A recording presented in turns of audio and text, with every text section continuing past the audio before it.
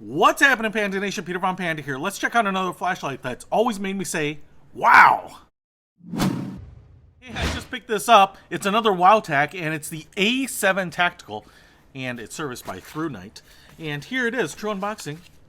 You get a little instruction booklet here, and then you get all your stuff here. So you do get a micro USB cable for charging it up. We get a clip right here. These clips are always pretty substantial. Sometimes even a little tricky to put on because they're so strong. You can see skeletonized on this side, all steel and black. That's pretty nice. We also get a couple of extra O-rings for waterproofing and another little cover there for the micro USB port. And then we have the flashlight itself, and boom, look at that. Again, I'll tell you, just in the palm of my hand, this thing is pretty premium. Feels great. I mean, it feels light, and yet it has a lot of weight to it, if that makes sense. There are so many aluminum flashlights that I get to try out that are so thin. They're really, really light and compact, but they don't give me a lot of confidence that they will take a beating.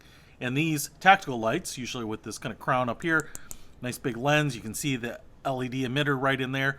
We've got knurling right here. All these WowTacs have always impressed me of how sturdy they are. And the knurling down here, you can see we have a couple of openings there, so you can run a lanyard through there, and that's a crown protector right for that button. So we have a tail button, as well as we also have a button right up here, and that's usually a little translucent. There are often lights behind there. And then what we can do here is we can open up the bottom.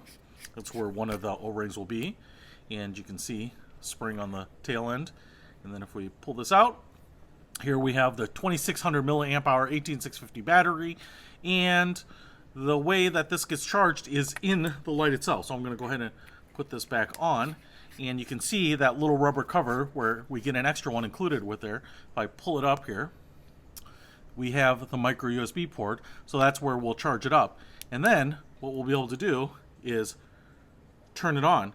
And I will say, I'm going to play around with the instructions a little bit here, because that tail light seems to be on and off, and then this top button seems to be modes. Ooh, this thing is bright. This thing is on right now. Might be a little hard to see there, but this is almost like a Firefly mode. And then, boom, brighter, brighter.